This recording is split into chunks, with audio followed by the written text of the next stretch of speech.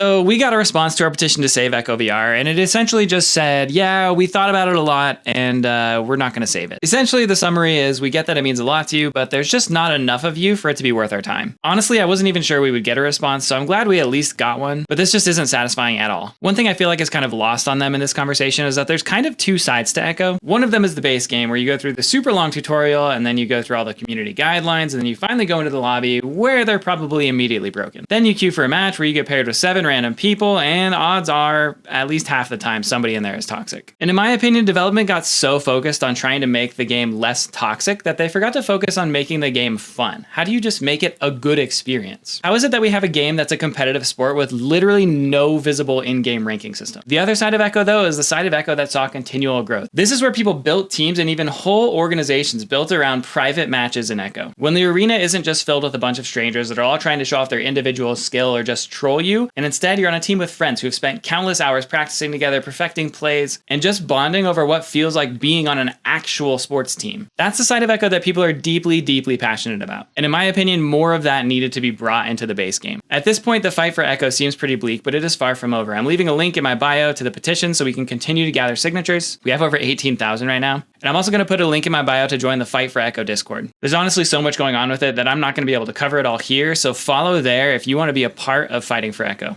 And if worse comes to worse with Echo, we have until August, so let's make the best of it.